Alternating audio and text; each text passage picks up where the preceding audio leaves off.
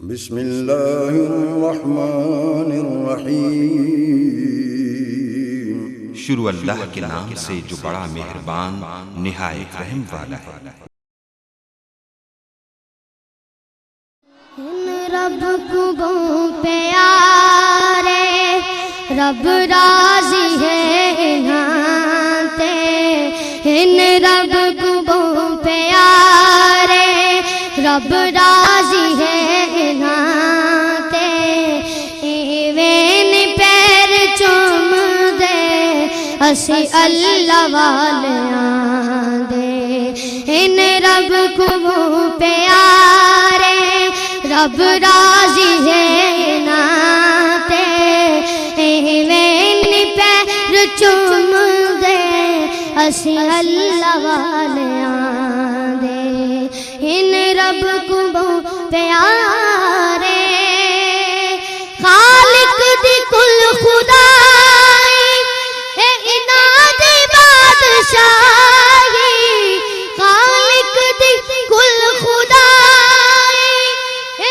اناد بادشاہی، جو چاو دے نہ کر دے اے دین دے سپاہی، جو چاو دے نہ کر دے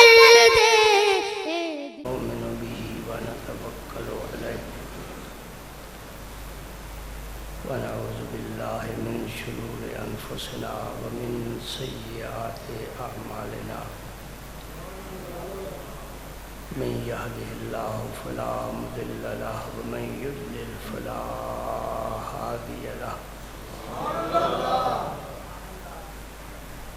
ونشهد أن لا إله إلا الله وحده لا شريك له، ونشهد أن سيدنا ومولانا محمدا عبده ورسوله الذي أرسله الله بالحق بشيرا ونذيرا وداعيا إلى الله بإذنه وسراجا منيرا، أشهد أنه صلى الله تعالى عليه وسلم بلغ الرسالة ونصح الأمة وكشف الغمة وجلى الظلمة وجاهد في سبيل الله وعبد ربه حتى أتاه اليقين، اللهم صل على سيدنا محمد وعلى آل سيدنا محمد وبارك وسلم، اللهم صل وسلم على رسولك الكريم وعلى الطاهرين الطاهرين وارحم وأنت خير الراحمين، اللهم صل وسلم على رسولك الكريم وعلى الطاهرين الطاهرين وارحم وأنت خير الراحمين، أما بعد فأعوذ بالله من الشيطان الرجيم، بسم الله الرحمن الرحيم، إن الله وملائكته يصلون على النبي يا أيها الذين آمنوا صلوا عليه وسلموا تسليما، اللهم صل وسلم على رسولك الكريم وعلى الطاهرين رب اغفر وارحم وأنت خير الراحمين، اللهم صل وسلم على رسولك الكريم وعلى الطاهرين رب اغفر وارحم وأنت خير الراحمين، اللهم صل وسلم على رسولك الكريم وآله الطاهرين رب اغفر وارحم وأنت خير الراحمين، أعوذ بالله من الشيطان الرجيم، بسم الله الرحمن الرحيم، قل لا أسألكم عليه أجرا إلا المودة في القربى، صدق الله مولانا العظيم وبلغنا رسوله النبي الكريم، آیا نہ ہوگا اس طرح، آیا نہ ہوگا اس طرح رنگ و شباب ریت پر، ریت سمجھتے ہیں؟ آیا نہ ہوگا اس طرح رنگ و شباب ریت پر، گلشن فاطمہ کے تھے سارے گلاب ریت پر۔ کربلا کا منظر پیش کر رہا ہے، گلشن فاطمہ کے تھے سارے گلاب ریت پر، جانے بطول کے سوا کوئی نہیں کھلا سکا، جانے بطول کے سوا کوئی نہیں کھلا سکا، قطرہ آب کے بغیر اتنے گلاب ریت پر،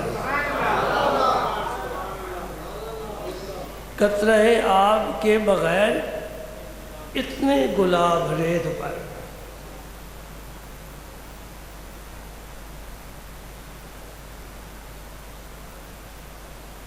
ترس حسین، کہتے ہیں نا کہ امام حسین پانی کے لیے ترستے رہے، بچے بھی پیاسے رہے۔ محبت والے کیا کہتے ہیں؟ ترس حسین آب کو میں جو کہوں تو بے ادب۔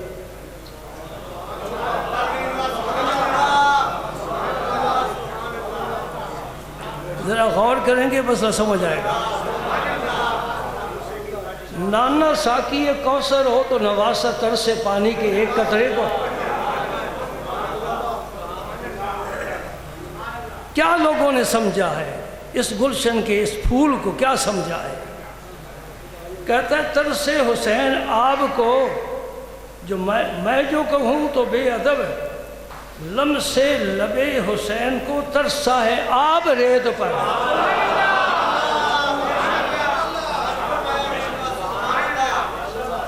وہ پانی ترس گیا کہ میں لب حسین تک کیوں نہیں پہنچ سکا، وہ تو ساقی کوثر کے نواسے ہیں، وہ پانی کے لیے نہیں ترسے۔ ذرا قبلہ سیدھا کر لے۔ سبحان اللہ، اللہ نے جس نبی کے دامن میں دونوں جہان ڈال دیے ہیں، دونوں جہان ڈال دیے ہیں، اس کے گھرانے میں کسی چیز کی کمی محسوس ہو سکتی ہے؟ سبحان اللہ۔ آل نبی کا کام تھا، آل نبی کر گئے۔ آل نبی کا کام تھا، آل نبی کر گئے۔ کوئی نہ لکھ سکا ادیب ایسی کتاب ریت پر، کوئی نہ لکھ سکا ادیب ایسی کتاب۔ کاغذ پر تو لکھ لیتے ہیں، ریت پر لکھو پھر سمجھ میں آئے۔ اللہ، وہ بھی کربلا کی اور وہ بھی تپتی اور گرم ریت۔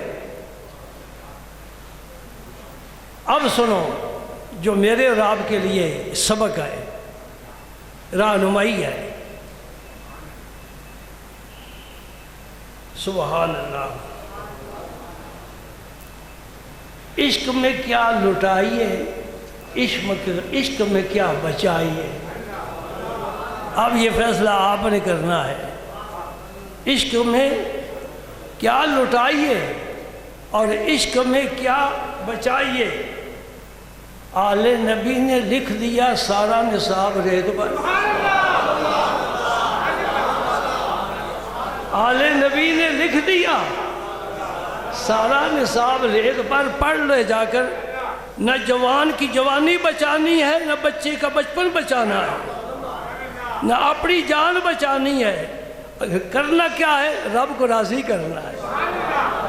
وہ جو چھری چلی تھی اسماعیل پر، وہ نہ کام کر سکی، دمبا نیچے آ گیا۔ فرمایا قد صدقت الرؤیا انا کذالک نجزی المحسنین۔ اس چھری کو کہا روک لے، یہ اسماعیل کی گردن پر نہیں چلے گی، اس لیے نور محمدی کے یہ امین ہیں۔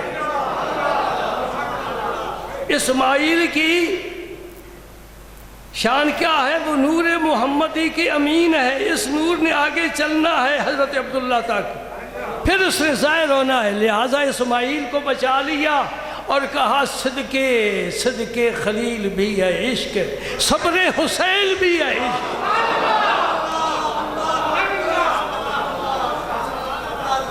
صدقے خلیل بھی ہے عشق اور صبر حسین بھی ہے عشق، معرکہ وجود میں بدر و حنین بھی ہے عشق۔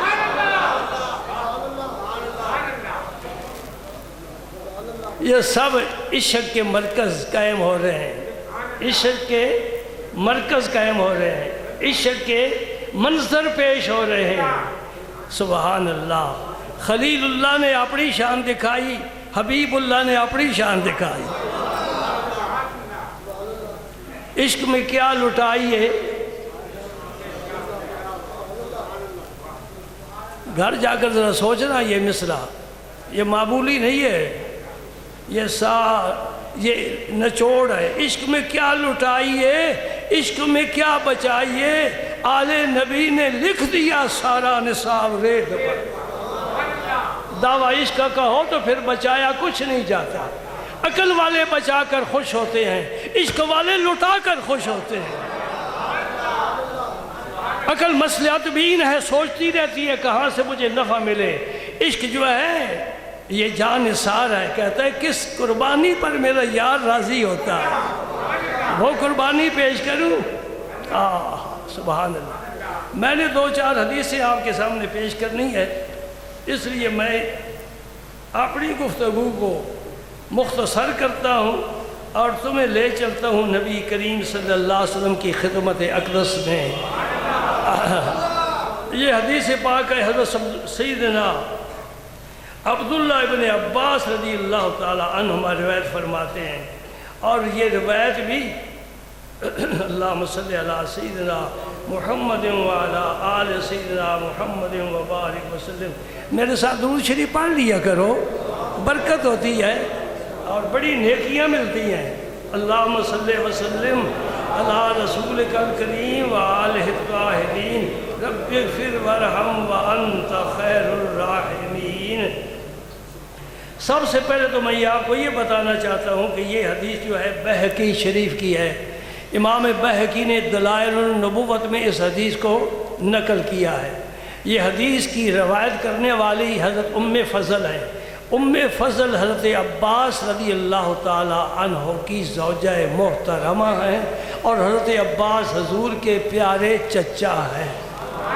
پیارے کا لفظ میں نے بڑھا دیا کہ ابو لہب بھی چچا تھا، وہ تو اسلام نہ لایا، حضرت حمزہ اور حضرت عباس اسلام لائے، لہٰذا یہ پیارے چچا بن گئے، وہ چچا دوزخی بن گیا۔ تبت یدا ابی لہب وتب۔ مسئلہ سمجھتے جاؤ اور نکتے حاصل کرتے جاؤ، یہاں خونی رشتوں کا معاملہ نہیں ہے، یہاں عشق و محبت کی داستان ہے۔ خونی رشتہ تو حضرت رسالت مآب سے ابو لہب کا تھا، سمجھ گئے؟ حبشے سے آنے والے بلال کا نہیں تھا، روم سے آنے والے صہیب کا نہیں تھا، ایران سے آنے والے سلمان کا نہیں تھا، لیکن انہیں عزت مل گئی۔ حضور نے حضرت سلمان کے بارے فرمایا، سلمان منا اہل البیت، یہ سلمان میرے اہل بیت میں شامل کر لیا میں نے اس کو۔ اور حضرت زید کو جو کہاں سے آئے تھے بکتے بکاتے، حضور نے فرمایا آج کے بعد زید کو میں اپنا بیٹا بنانا چاہتا ہوں۔ اس لیے مولانا جامی نے فرمایا تھا، بندہ عشق شدی ترک نسب کن جامی، کندری راہ فلاں ابن فلاں چیزیں نے۔ کون کس کا بیٹا ہے، نسب کیا ہے، اس بات کی کوئی حیثیت نہیں ہے۔ جب تو نے عشق کے مکتب میں داخلہ لے لیا ہے، پھر نسب کو ترک کر دے، پھر جو بھی ہے وہ سب تیرا ہے۔ حضرت عباس کی زوجہ محترمہ ام فضل رضی اللہ تعالی عنہ، حضور بڑی ان کی قدر فرمایا کرتے تھے۔ آپ حاضر ہوئی حضور کی خدمت میں، لوگ شہادت حسین بیان کرتے، میں کہتے پہلے ولادت حسین تو بیان کریں، پہلے ولادت ہوگی تو پھر شہادت ہوگی نا۔ شہادت و زندگی کی منزل پر چلتے چلتے آخری اسٹیشن ہے، اور ولادت پہلا اسٹیشن ہے، اور سن 60 ہجری میں شہادت ہوئی امام علی مقام کی۔ سن 60 ہجری میں، سمجھ گئے؟ جب تک حضرت امیر معاویہ سب کو رضی اللہ عنہ، سنی ہو نا، سب کو رضی اللہ عنہ، بار سنیوں کو بھی بیماری لگی ہوئی ہے، دیمک لگ جاتی ہے کسی جگہ بھی، ضروری نہیں کہ مکان لاہور کا ہو یا گجرات کا ہو، کسی جگہ بھی دیمک لگ سکتی ہے۔ بعض ممبر پر بیٹھنے والے اہل سنت والجماعت کے سید مقرر اور خطیب، انہیں بھی یہ بیماری ہے۔ حضرت امیر معاویہ کا نام عزت کے ساتھ نہیں لیتے۔ ارے نبی کے گھر میں امیر معاویہ کی ہمشیرہ ہے،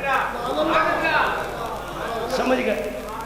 میں ان کی طرف اب نہیں جاتا، بات یہ کرنا چاہتا ہوں، جب تک حضرت امیر معاویہ رضی اللہ تعالیٰ عنہ بقید حیات رہے، ان کی حکومت پوری دنیا اسلام پر رہی، پوری دنیا اسلام پر، اس لیے کہ حضرت امام حسن علیحدہ ہو گئے اور خلافت ان کے سپرد کر دی۔ اب امیر معاویہ کی شان اور بڑھ گئی۔ توجہ کرنا، آج میرا ذرا بیان لمبا ہوگا، آج کلاک کو نہ دیکھنا، مجھے بس دیکھنا، میں تمہیں دیکھ رہا ہوں۔ سبحان اللہ، سبحان اللہ۔ ذکر کس کا ہے؟ نواسے رسول کا، راکب دوش پیغمبر کا، گلشن فاطمہ کا، وہ ہمیشہ مسکرانے والا پھول جو خاک ریت پر گر کر بھی اپنی خوشبو پھیلا کر گیا ہے۔ امام حسن نے امیر معاویہ سے صلح کر لی، اور اب امیر معاویہ پہلے کیا تھے؟ گورنر تھے، اب پوری دنیا اسلام کا واحد حکمران امیر معاویہ ہے رضی اللہ تعالی عنہ۔ گویا امام حسین نے بیعت کر لی، امام حسن نے بھی بیعت کر لی، ادھر سے وظائف ملتے تھے، یہ وظائف قبول کرتے تھے، ملاقاتیں ہوتی تھی۔ البدایہ والنہایہ کتاب آج بھی صفحے پر لکھا ہوا ہے، کوئی پڑھنا چاہے دیکھنا چاہے دیکھ سکتا ہے۔ میں یوں ہی باتیں سنی سنائی نہیں کر رہا، اخبار کی بات نہیں۔ تو بات یہ کرنا چاہتا ہوں، جب تک امیر معاویہ رہے، آل بیت نے کہا یہ حق پر ہے، اس وقت تک کسی نے تلوار نہیں اٹھائی، کسی نے بیعت سے انکار نہیں کیا، اور جب حق مغلوب ہو گیا اور یزید حکمران بن گیا، یہ ظالم ہے، نمازوں میں کوتاہی کرنے والا، فسق و فجور کا عادی، اس کے عیب شمار میں نہیں آ سکتے، اس وقت نواس مصطفیٰ میدان میں آ گئے، سمجھے نا؟ جب تک حق غالب رہا آل بیت نے ساتھ دیا، اور جب باطل آ گیا آل بیت نے بتا دیا کہ ہم حق کے پیچھے چل سکتے ہیں لیکن باطل کا ساتھ نہیں دے سکتے۔ بات سمجھ رہے ہو؟ ابو بکر صدیق کے پیچھے علی المرتضیٰ نے نمازیں پڑھی، حق غالب تھا، ساتھ دیا، مشورے دیے، میدان میں کودے، جہاد کیے۔ جب عمر فاروق کا دور آیا، علی المرتضیٰ نے عمر فاروق کے پیچھے نمازیں پڑھی، ان کے مشیر بن کر رہے، حق غالب رہا۔ جب عثمان غنی کا دور آیا، علی المرتضیٰ ساتھ رہے، اور جب علی المرتضیٰ کا اپنا دور آیا، اس طرح کے لوگ نہ رہے۔ کسی نے کہا حضور پہلے 3 خلیفوں کے زمانے میں بڑے فتوحات ہوئے اور آپ کی خلافت میں تو خانہ جنگی شروع ہو گئی۔ حضرت علی المرتضیٰ نے بڑا پیارا جواب دیا، فرمایا جن کے زمانے میں جہاد ہوا اور حدود اسلامیہ پھیلی اور ملک فتح ہوئے، ان کے مشیر علی تھا، ان کا مشیر علی تھا۔ اب میرے تم مشیر ہو، جیسے مشیر ہوگے ایسے ہی کام چلے گا۔ اللہ اللہ، یہ حدیث خدا کرے پوری ہو جائے۔ ام فضل رضی اللہ تعالیٰ عنہ حاضر ہو کے عرض کرتی ہیں، یا رسول اللہ صلی اللہ علیہ وآلہ وسلم، رأیت حلما منقضا اللیلۃ، آج کی رات میں نے ایک بڑا بھیانک خواب دیکھا ہے، جرت نہیں ہو رہی کہ زبان سے بیان کرو۔ حضور نے فرمایا نہیں، بیان کرو، میں تعبیر، مقصد یہ تھا کہ میں تعبیر بتاؤں گا۔ خواب ڈراونا بھی ہو، اللہ کا ولی، اللہ کا بندہ اس کی تعبیر اچھی بتا دے، وہ اچھا ہو جاتا ہے۔ خواب اچھا ہو، اللہ کے ولی کی نظر ہوتی ہے، اللہ والے کی نظر ہوتی ہے، وہ کہتے خواب اچھا ہے، لا تقصص رؤیاک علی اخوتک فیکیدوا لک کیدا ان الشیطان للانسان عدو مبین۔ یوسف السلام نے خواب تو بڑا اچھا دیکھا، 11 ستارے سجدہ کر رہے ہیں، چاند سجدہ کر رہا ہے، سورج سجدہ کر رہا ہے۔ یعقوب علیہ السلام نے بیٹے فرمایا بیٹا میرے بیٹوں کے سامنے، اپنے بھائیوں کے سامنے خواب نہ بیان کرنا۔ خواب میں بھی بڑا فرق ہوتا ہے۔ رأیت حلما منکرا اللیلۃ، میں نے بیان خواب دیکھا ہے۔ حضور نے فرمایا بیان کرو کیا خواب ہے؟ قال وما ہوا، کیا خواب دیکھا ہے؟ قالت انه شدید، یا رسول اللہ وہ بہت ہی ڈراونا خواب ہے۔ پھر فرمایا وما ہوا، ام فضل بتاؤ تو صحیح۔ ام فضل نے جرأت کی، حضور اجازت فرما رہے ہیں، جرأت مل گئی۔ عرض کرتی یا رسول اللہ میں نے آج رات کو دیکھا ہے کہ آپ کے جسم مبارک کا ٹکڑا کاٹ کر میری گود میں رکھا گیا، تو میں تو کام اٹھی، اگرچہ خواب کا معاملہ ہے لیکن حضور کے جسم کا ٹکڑا کاٹنا، جسم مبارک سے ٹکڑا علیحدہ کرنا، اور پھر اس کو میری گود میں رکھا گیا، میں اس لیے اس کو خواب کو بیان کرنے کی قربان جاؤں۔ حضور ایک دعا مانگا کرتے تھے، اللہم ارنا الاشیاء کما ہی، یا اللہ جو اشیاء کی حقیقتیں ہیں وہ مجھ پر کھول دے۔ ہر چیز کی حقیقت ہوتی ہے۔ ایک صحابی سے حضور نے فرمایا لکل شیء حقیقت فما حقیقت ایمان کا، ہر چیز کی حقیقت ہوتی ہے، تیرے ایمان کی کیا حقیقت ہے؟ یہ حدیث بڑی طویل ہے اور بڑی مزیدار ہے، ہاں جی ادھار کے کھاتے میں لکھ لینا۔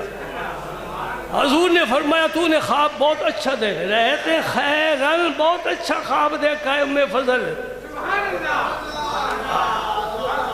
سبحان اللہ۔ اب تعبیر فرما رہے حضور، فرمایا کہ طالب فاطمہ تو انشاءاللہ غلامن یکونو فی حجرے کا،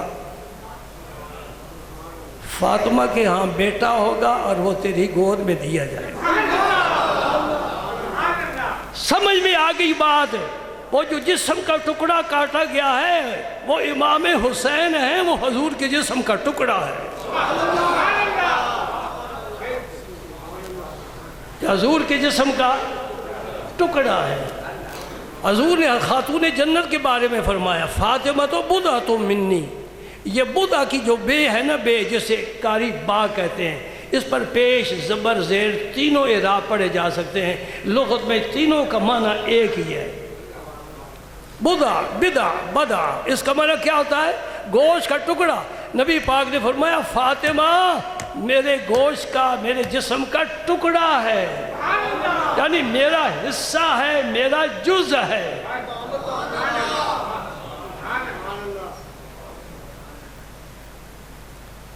اللہ اللہ، وہ جو جھوٹ بیان کرتے ہیں نا، مرثیے پڑھتے ہیں، ان کے ماننے سننے والے ساری رات بیٹھ کر سنتے رہتے ہیں، ان میں کوئی بھی باوضو نہیں ہوتا۔ یہ جتنے بیٹھے نا مسجد میں کوئی بھی بے وضو نہیں،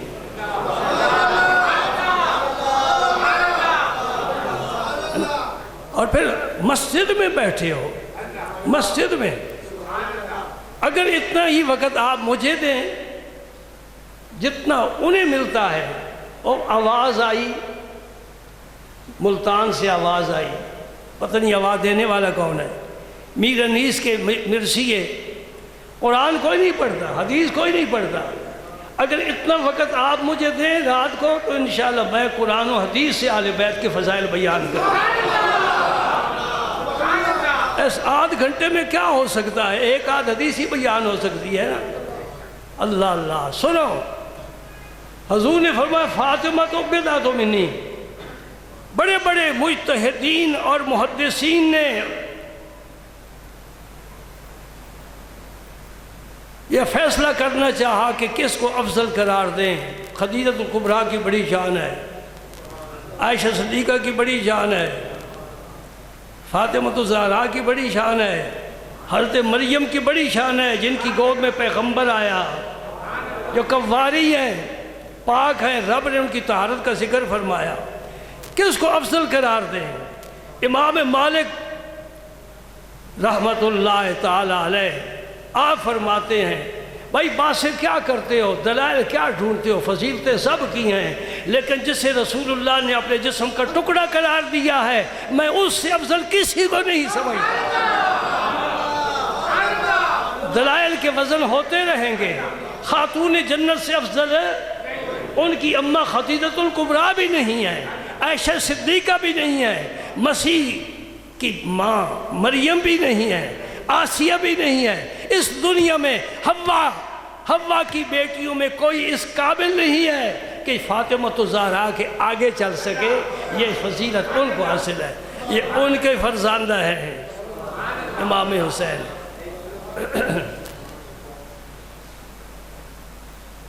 ہر تمہیں فضل فرماتی ہے تو پھر امام حسین پیدا ہوئے۔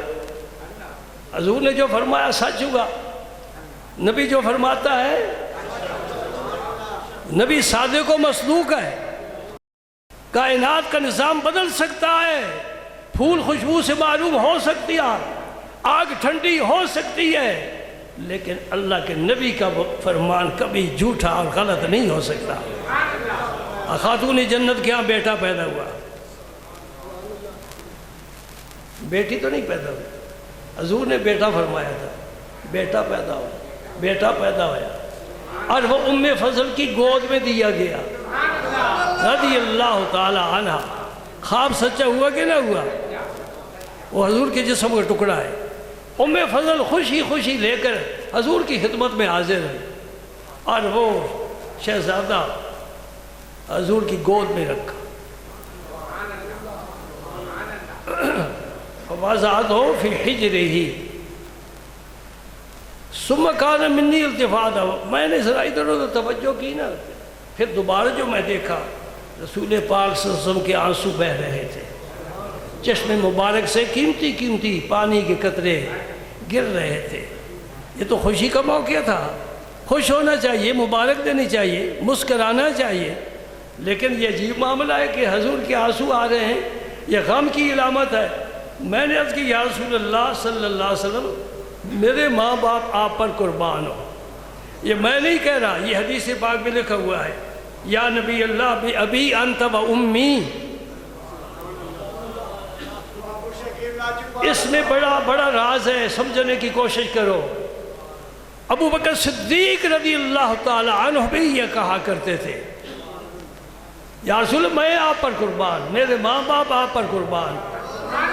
بلکہ جب نبی پاک نے ممبر بچھوایا اور حضرت حسان سے فرمایا حسان اس پر کھڑے ہو کر تم میری تعریف میں شعر کہو، حضرت حسان نے قصیدہ پیش کیا، اس میں سے ایک شعر میں آپ کو سناتا ہوں۔ فرماتے فَإِنَّ أَبِي وَوَالِدَهُ وَعِرْزِي لِعِرْزِ مُحَمَّدٍ مِّنْكُمْ وِقَاءٌ۔ یا رسول اللہ میری ماں کی کیا حیثیت ہے، میرے باپ کی کیا حیثیت ہے، میری عزت کیا ہے، میں سب کچھ اپنے نبی کی ذات پر قربان کرتا ہوں۔ حضرت عباس نے کبھی بھتیجا کر کے نہیں پکارا، حضرت حمزہ نے کبھی بھتیجا نہیں کہا، حضرت علی نے کبھی بھائی نہیں کہا، خاتون جنت نے کبھی ابا نہیں کہا، عائشہ صدیقہ نے کبھی شوہر نہیں کہا۔ جب بھی کہا کیا کہا؟ یا رسول اللہ، یا رسول اللہ۔ کیا کہا جب بھی کہا؟ یا رسول اللہ، یا رسول اللہ، یا رسول اللہ۔ حدیثیں بڑی بڑی ہیں، 1400 سال سے یا رسول اللہ چلا رہا ہے۔ سنیوں کی مسجد سے مٹایا جا سکتا ہے لیکن دلوں پر یہ لکھا رہے گا۔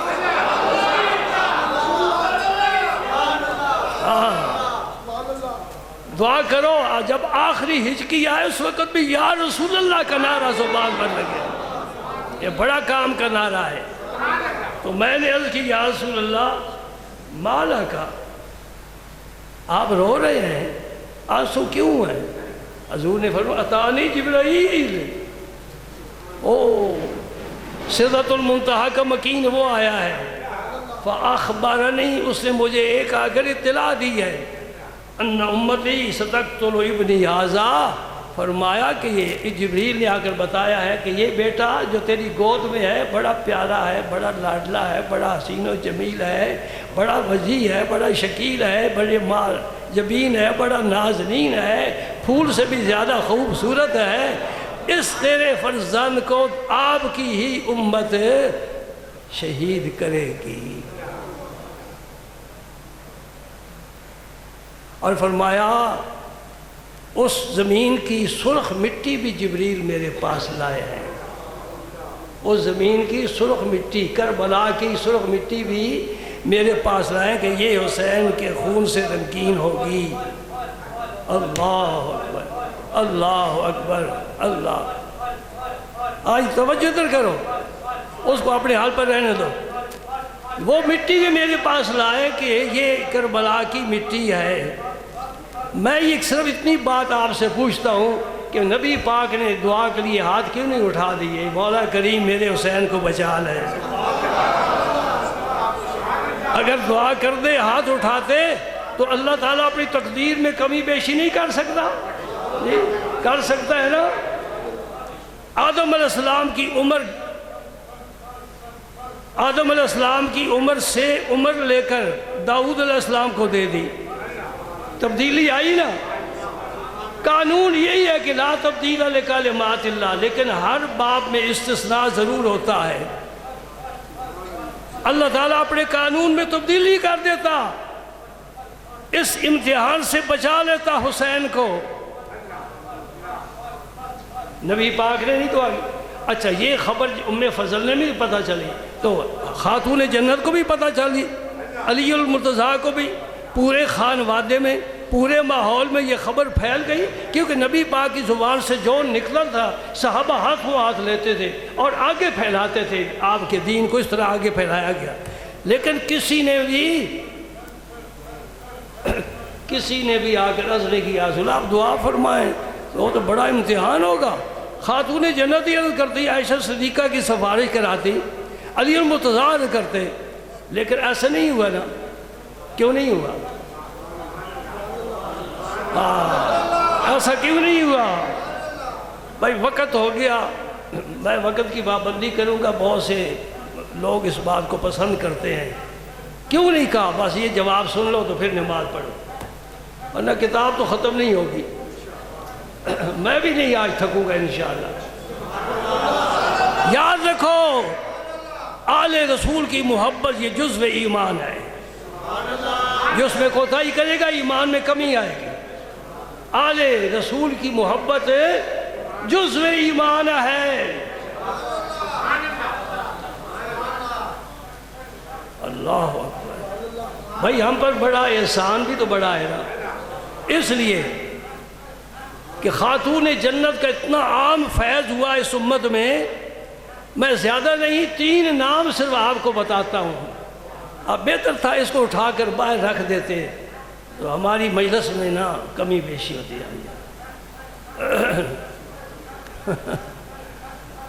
اللہ اللہ۔ اور ظاہر ہے سب کے خیال، میرا بھی ادھر خیال ہو گیا، یہ بیمار ہے بیچارہ، بیمار ہے، ذکر نہیں کر رہا، بیمار ہے۔ یہ ذکر میں جو کر رہا ہوں، ایک ذکر ساری ذکر کرنے لگ جائے پھر مجھے خاموش ہونا پڑے گا، بھی ٹھیک ہے میں ان کا سنتا ہوں، نہیں میں کر رہا ہوں تم سنو۔ یہ سارے سامعین بیٹھے بات سن رہے، بات کیا کہ صرف 3 نام بتاتا ہوں تمہیں خاتون جنت کی عزت کا کچھ اندازہ ہو جائے گا کہ خاتون جنت کے وجود کو رب نے اتنا خیر و برکت سے بھر دیا تھا، اتنا نور دیا تھا، اتنی عظمت دی تھی کہ قیامت تک خاتون جنت کا فیض ہے، یہ نبی پاک کا احسان اور کرم ہے، سمجھے؟ ورنہ 3 بہنیں آپ کی بڑی بھی تھیں، ان کو وہ کمالات نہیں ملے، حضور کی اولاد ہونے کا کمال ہے، لیکن خاتون جنت کو کچھ الگ رب نے تحفے عطا فرمائے۔ پہلا نام آئے گا غوث اعظم محبوب سبحانی شیخ عبد القادر جیلانی۔ یہ کس کا فرزند ہے؟ بولو کس کا فرزند ہے؟ فاطمہ الزہرا کا فرزند ہے۔ دوسرا نام بتاؤں؟ تیرے اس خطے کو مالا مال کر دیا ایمان سے، اسلام سے، دین سے، ذوق سے، شوق سے، وہ خواجہ اجمیر ہے، معین الدین حسن سنجری ثم اجمیری۔ یہ کس کی اولاد ہے؟ خاتون جنت کا، خاتون جنت کا تحفہ ہے۔ اور پھر آگے چل، دہلی میں ایک تاجدار ہے جس کے سامنے بڑے بڑے تاج والے بھی جھکتے ہیں، وہ محبوب الہی نظام الدین اولیاء ہے، یہ بھی خاتون جنت کے ہیں۔ 3 نام ہی کافی ہیں، لیکن 4 بتا دوں تاکہ 4 کا عدد پورا ہو جائے۔ خلفائے راشدین بھی 4 ہے، 4 ہے نا خلفائے راشدین بھی۔ بھائی اس کو کیوں نہیں باہر لے جاتے؟ اس کا دماغ خراب ہے۔ باہر جا، باہر جا۔ اعجاز بیٹھے دیکھ رہا ہے، ایسا نہیں کرتا کہ اس کو باہر لے جاؤں، دماغی مریض ہے۔ سارے مجمع کی توجہ اس طرف ہو گئی، ذوق سے بے ذوق کر دیا۔ اتنے بھی تم درویش بن کر نہ بیٹھا کرو، مجمع میں کوئی ایسی بات ہو تو اسے پکڑو تو باہر پھینک دو۔ اللہ اکبر، اللہ اکبر۔ کیا کر رہا ہوں؟ 4 قدر پورا کر دوں، انتہا ہو جائے گی۔ اس امت کا، امت محمدیہ کا، خیر الامم کا سب سے آخری ولی امام مہدی، وہ بھی فاطمہ الزہرا کی اولاد میں رضی اللہ تعالی عنہ۔ دعا کرو اللہ پاک ہمیں پاک لوگوں کی، آل بیت کی خصوصاً محبت نصیب فرمائے۔ اور یہ بات تو نہیں کر سکا، ان کی سیرت کی کوئی بات نہیں کر سکا۔ آئندہ جمعے سے ہی انشاءاللہ میں پھر بھی آپ کو یہ بات سبق دینا چاہتا ہوں، محرم میں ذکر سنو اپنے مسلک کے علماء سے، اور جو تاریخ کے واقعات بیان کرتے ہیں خواہ سنی مولوی کیوں نہ ہو، بالکل اس کی مجلس میں نہ جاؤ، جھوٹے واقعات بیان کرتے ہیں صرف اپنی مارکیٹ بنانے کے لیے، کاروبار بنا لیا ہے۔ اللہ اکبر، اللہ۔ راول پنڈی میں ایک جلسہ ہوا، سٹیج پر ایک نعت خوان نعت پڑھ رہا تھا، غم حسین میں ساری کائنات روتی ہے، غم حسین میں خدا کی ذات بھی روتی ہے۔ سن لیا آپ نے؟ لا حول ولا قوت الا باللہ، استغفر اللہ۔ خدا کو اتنا چھوٹا سا بچہ بنا دیا، حسین کو بڑا بنا دیا، حسین کا غم بھی بڑا بنا دیا، کہ اللہ پاک بھی حسین کے غم میں روتا ہے۔ وہ رونے سے پاک ہے میرا رب، وہ مخلوق سے ممتاز ہے میرا رب، وہ حدود سے پاک ہے میرا رب، وہ قدیم ہے میرا رب، وہ ازلی ابدی ہے میرا رب، لم یزل لا یزال ہے میرا رب، وہ فنا سے پاک ہے میرا رب، وہ حد کی قید سے پاک ہے میرا رب، اس کی کوئی ابتدا نہیں، کوئی انتہا نہیں، میرا رب ہے، اول ہے، آخر ہے، ظاہر ہے، باطن ہے، جنت سے پاک ہے، جہت سے پاک ہے، لا ریب ہے، اور لا تدرکہ الابصار ہے، وہو العلی العظیم ہے، لا تأخذہ سنۃ ولا نوم ہے۔ تو نے کیا سمجھا ہے رب کو؟ ہمیں حسین میں رب کی ذات روتی ہے۔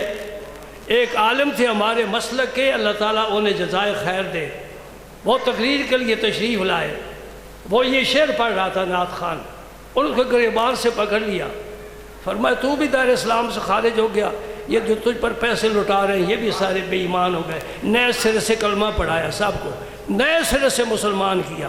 ایسا کلمہ کفریہ ہمارے نعت خوان بھی کہہ جاتے ہیں۔ میرے دوستوں، قرآن سے بڑھ کر بھی کوئی نعت ہے؟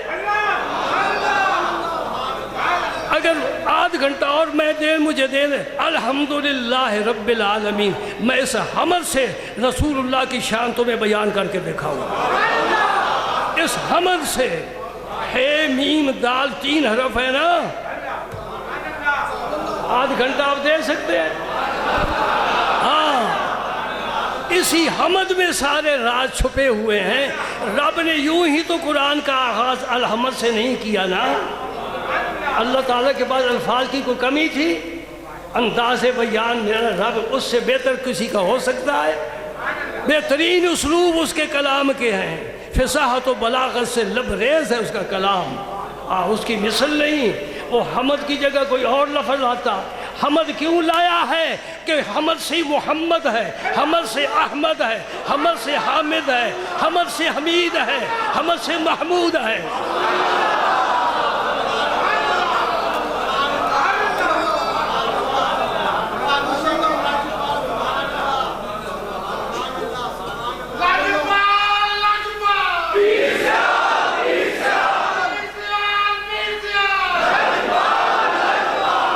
کبھی رب وقت لائے گا کہ اس عاجز کو توفیق ہوگی، اور یہ جو سمائے گرامی میں نے آپ کے سامنے چند گنے ہیں نا، محمد، احمد، حامد، یہ تین نام مبارک حضور کے ہیں، یہ حمد سے نکلے ہیں، حمد کے اندر چھپے ہوئے ہیں۔ محمود اللہ کا اسم ہے، حمید مجید تم پڑھتے ہو تشہد میں، حمید اللہ کا اسم ہے، وہ بھی دونوں نام اسی حمد میں چھپے ہوئے ہیں۔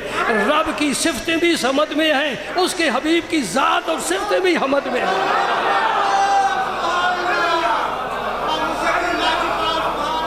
یہ ذہن میں رکھا کرو، جب تم الحمدللہ، کیوں کہا کہ کھانا کھاؤ تو الحمدللہ پڑھو، پانی پیو تو الحمدللہ پیو، چائے پیو تو الحمدللہ پڑھو، کیوں کہا ہے؟ کہا کہ جب یہ تو کہے گا تو میرا بھی ذکر ہوگا، میرے حبیب کا بھی ذکر ہوگا۔ سبحان اللہ، رب اپنے حبیب کا ذکر کرانا چاہتا ہے۔ یوں سمجھو لا الہ الا اللہ محمد الرسول اللہ، یہ 24 حرف ہیں، رب نے ان کو جمع کیا، ان کو سمیٹا سمیٹ کر حمد میں داخل کر دیا۔ سارا کلمہ الحمد میں موجود ہے، اس لیے رب نے کہا الحمدللہ رب العالمین پڑھ۔ اب میرے قرآن کا آغاز ہو رہا ہے، تو نے میرے نبی کی جناب میں بھی سلام پیش کر لیا، میری بھی تعریف کر لی، اب آگے چل الحمدللہ رب العالمین۔ رب العالمین کیوں کہا ہے؟ اس کی بہت سی صفتیں ہیں، کوئی اور صفت کرتا، اس لیے کہ رب العالمین کہوں گا تو پڑھنے والا رحمت للعالمین کو یاد کرے گا۔ میں رب العالمین ہوں اور میرا حبیب رحمت للعالمین ہے، وہ بھی ساری شان حمد میں موجود ہے۔ اور سنو میرے دوستو، جمعے کا وقت ہو گیا، میرے نبی پاک نے فرمایا کہ لواء الحمد یوم اذن بیدی، قیامت کے دن حمد کا جھنڈا میرے ہاتھ میں ہوگا، وہ حمد کا جھنڈا بھی اسی الحمد میں ہے۔ رب نے قرآن نے فرمایا عَسَىٰ أَن يَبْعَثَكَ رَبُّكَ مَقَامًا مَحْمُودًا، میرے حبیب ایک وقت آئے گا میں سب کے سامنے تجھے مقام محمود پر فائز کروں گا۔ جھنڈا لواء الحمد ہے، مقام محمود ہے، وہ بھی حمد سے ہے، وہ بھی حمد سے ہے، حمد کا جھنڈا بھی حمد میں ہے اور مقام محمود بھی حمد میں ہے۔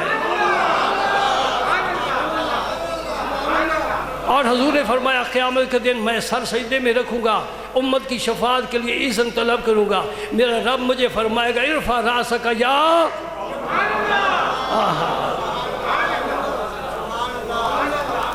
ارفع راسک یا محمد۔ او پیارے، تیری اتنی حمد ہے کہ آج میں بھی تجھے محمد کہہ رہا ہوں۔ سدودہ صفات ذات، ارفع راسک، سر ناز اٹھائیے، بڑے سجدے کیے تتی ریت پر غاروں میں، بڑے سجدے کیے ریگ زاروں میں، بڑے سجدے کیے، اب ذرا سر ناز اٹھائیے، سل توتا مانگتے جاؤ دیتے جائیں گے، وشفا تو شفا سفارش کرتے جاؤ بخشتے جائیں گے۔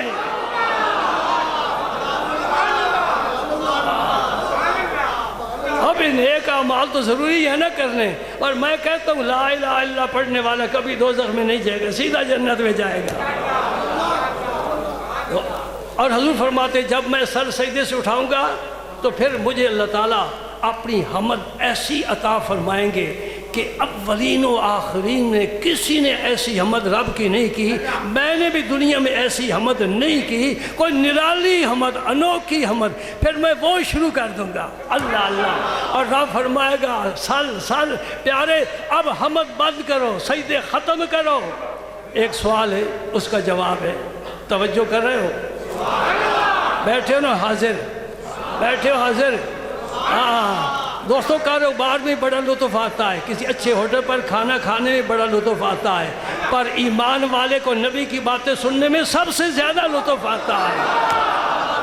کیا کھانے دنیا کی اور کیا کاروبار ہے، سب کچھ یہاں رہ جائے گا۔ یہ تیرے کانوں میں جو پیاری آواز جا رہی ہے رسول اللہ کی شان کی، خدا کی قسم یہ تیرے ساتھ جائے گی، تیرے دل میں ہاں یہ سنی کا کمال ہے، اس کے دل میں محمد عربی کی محبت جاگزین ہے صلی اللہ علیہ وآلہ وسلم۔ ایک سوال میں کرتا ہوں بڑا پیارا سا انوکھا سا، پھر نماز پڑھتے ہیں، چلو 1:45 ہوتی رہتے ہیں۔ بیٹھے ہو نا مسیح کے ساتھ، لطف کے ساتھ بیٹھے ہو۔ اب مجھے بھی آج بڑا لطف آ رہا ہے، بڑا لطف آ رہا ہے، لطف بھی آ رہا ہے، لطف بھی آ رہا ہے، ندامت بھی ہو رہی ہے۔ اے کربلا کے مسافروں، تم نے جہاں خون گرایا تھا میرے پاس تو آنسو کا ایک قطرہ بھی نہیں ہے، میں کیا کر سکتا ہوں؟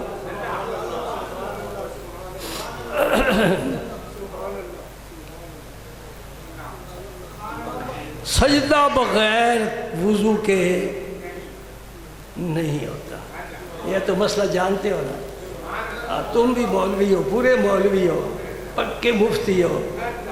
سجدہ بغیر وضو کے نہیں ہوتا، تو جو میدان معاشر میں میرے آقا سجدہ فرمائے گے تو وضو کہاں فرمائے گے؟ ایک سوال۔ دوسرا سوال، سجدہ تو اس دنیا میں ہوتا ہے، یہ تکلیف ہے۔ تکلیف کا مطلب یہ نہیں جو تم مراد لیتے ہو، یعنی شرعی تکلیف ہے، ہم شریعت کے احکام کے مکلف ہیں۔ میں اس معنی میں لفظ تکلیف کا استعمال کر رہا ہوں، ہم شریعت کے احکام کے پابند ہیں، ہم نے سجدہ کرنا ہی کرنا ہے۔ سجدہ نہ کریں تو پھر کریں کیا؟ سبحان اللہ، سبحان اللہ۔ بھائی مجھے بڑا لطف آ گیا جب میں نے یہ جملہ کہا نا، ایک آیت چمکتی دمکتی میرے سامنے آ گئی، یہ سورہ یاسین کی ہے۔ تم بھی گھر قرآن کھول کر دیکھنا، 23واں پارہ شروع ہو رہا ہے، پارہ نمبر 23 یہ شروع ہو رہا ہے، پہلی آیت سورہ یاسین 22 پارے میں شروع ہوتی ہے نا، 23ویں میں ختم ہوتی ہے، پہلی آیت ضرور ترجمہ دیکھنا۔ اللہ اللہ، بڑا لطف آ گیا۔ کیا فرمایا؟ وَمَا لِيَ لَا أَعْبُدُ الَّذِي فَطَرَنِي وَإِلَيْهِ تُرْجَعُونَ۔ وَمَا لِيَ، مجھے کیا ہے، مجھے کیا ہے، کیا بیماری ہے، کیا عذر ہے، کیا معنی ہے، کیا رکاوٹ ہے؟ لا أَعْبُدُ الَّذِي فَطَرَنِي، جس نے مجھے پیدا کیا میں اس کی عبادت نہ کروں؟ آہا، کیسا مزے کا ارشاد ہے، کیسا پیارا ارشاد ہے۔ سوئے ہوئے کو جگا دو، غافل کو ہوشیار کر دو۔ بڑی لمبی مسافت ہے، پر خطر راہ ہے، اور ایسی منزل کی طرف جانا ہے جہاں اللہ کی مدد شامل حال نہ ہو تو نہیں پہنچ سکتے۔ اس کے لیے یہی راستہ ہے، سجدے کرو، سجدے کرتے چلو، سجدے کرو۔ مَا لِيَ لَا أَعْبُدُ الَّذِي فَطَرَنِي وَإِلَيْهِ تُرْجَعُونَ، مجھے کیا ہے کہ میں اس ذات کو سجدہ نہ کروں جس نے مجھے پیدا کیا ہے۔